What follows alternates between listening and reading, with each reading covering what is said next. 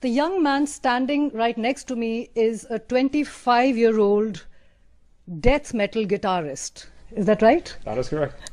But we are here to see Luju Ojha because he is the person who has shown the world that there is water on Mars. Now, Luju, tell us, we've been hearing about there being water on Mars for many years now, but this time it's special. Why is that? Yeah, it's very special because, yeah, we've been hearing about it for a long time. Even if you go back 100 years ago, I mean, there was speculation that there was some sort of water activity going on the Martian surface. But this time, we've actually looked at the surface of Mars with a instrument called spectrometer, and we've actually found chemical evidence that there's water. So these are not morphological or geological evidence. We actually observed molecular water on the surface. So it's a more of a very unambiguous detection this time. There's no proof for error here now. And also there's water on the planet as we speak. It's not about there once having been water, atmosphere and so on the surface of Mars, but there's water on it right now. That is correct. We've been observing these features since 2010. That's when they were first discovered, and even as late as a couple of months ago, we were seeing this brine flowing on the surface of Mars. So this is today. This is right now. We're not talking about millions of years ago. We're not talking about billions of years ago. We're talking today. And is this water like the water we have on Earth? Can we drink it? Can it be used in the way in which we use water here? Yeah, and that's a great question, and it's only going to be limited by chemistry. We think the water is probably not pure, and it's probably salty. Then in that case, you can imagine being in Indian Ocean or Pacific Ocean and trying to drink that water. I mean, it's going to have a little bit, problem. So we really need to understand the chemistry first. We think the water is salty, and if it's very salty, I don't think we can drink it, but we should definitely be able to, use it as a resource in the future when we need it. So basically, this discovery of yours is creating a kind of on Twitter and on social media, we've been hearing from people that they feel like aliens on Earth, so they are already planning to go to Mars. Now, what would your advice be to people who are already planning to buy that ticket to Mars? Because there are some missions that are being planned in a decade from now. Yeah, exploration, I think, is in our genes, and it is only natural for us humans to explore. I mean, you can see the exploration history here in the world itself, but you really want to be careful that you're doing exploration for what reason and who you're going through. But yeah, I mean, I think that's a great pursuit. You could probably claim a free ticket. Would you go, and what would you pack in your bag if you went? If I could claim a free ticket, I would go in a heartbeat. There would be no second decision for me. I mean, it would be like one thing, yeah, I would be going. What would I pack in my backpack? I think I would probably pack my guitar, or I don't know, beer. And in 10 years' time, you'll grow back your hair. Why did you cut it? I cut it because of my mom. Yeah, my mother wasn't happy, so.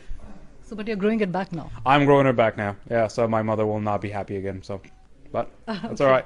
Coming back to Mars, now we've heard that there was a time when Mars had this great atmosphere in terms of, and also that there was plenty of water on it. Right. But now if there's water on Mars, do you think there could be life forms there? And what could actually make it livable or not? Why is it so difficult to figure that out? Yeah, so the first part of your question is there life? And that is a holy grail question for humanity. We've been trying to figure that out for, hundreds of years now. But we're one step closer maybe to being able to address that question. Right, all we can really say is that we found places on Mars where we think there's water, and water, as we know it on Earth, is a great resource for living beings. So, all we can really say is that these places promise great, places on Mars where there might be present-day life, and that's all we can say. We really need to do a lot more work. We've only detected water. We haven't detected life, and our implication is that if you find life, it's going to have implication for if you find water, it's going to have implication for life. So we need to do further characterization of these features. Tell me, is it true that when you were back in Nepal, right, you were really young, and at that time you used to play the guitar, and then you told yourself that this was not something that was getting you enough money, and so you decided you'll become a scientist. Is that how this happened? Well, I think like the pursuit for science was always there, and it was actually playing guitar in Nepal and in the United States. Yeah, I mean, economic reasons make people do different things in life and take different course of actions and dreams.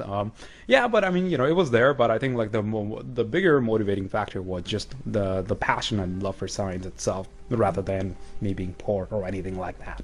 Right. Studying things that are so far away, the distance, Right. is there also something poetic or spiritual about your work? Because to a lot of us, it seems very difficult to decipher how sitting on Earth can you figure out what's happening, in outer space. And also coming back to the water on Mars, how did you figure out that this was liquid water and so on? I mean, for the layperson, how do we understand this? Yeah, so there's layers of question in that, and the first thing goes to like, is there anything poetic or profound or spiritual?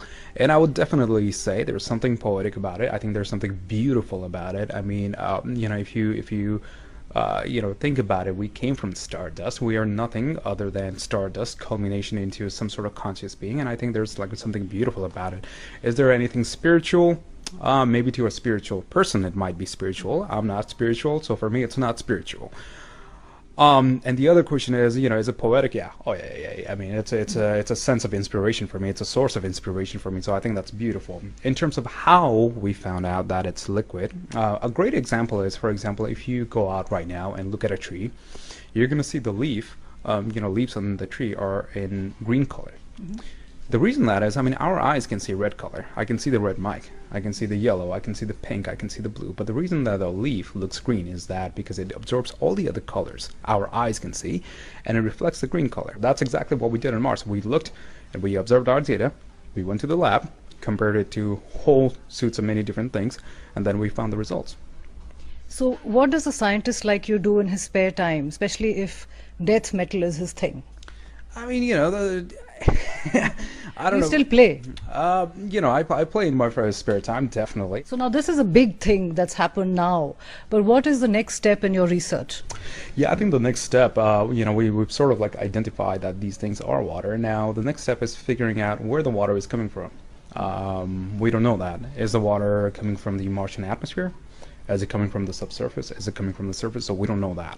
So we need to figure out where that source of water is. And also the other thing is like we need to figure out exactly how much water are we talking about. Are we talking about a liter, like a Coke bottle, or a gallon, or like it could be as little as just a small bottle. We don't know. I mean, we just don't know how thick those water layers are. So so that's something we really need to figure out how much water exactly there is. And perhaps the other, bigger implication is, how we're going to be using this water for astrobiology and just like a human habitability in the future. So those are kind of like the big implication question that we need to figure out now.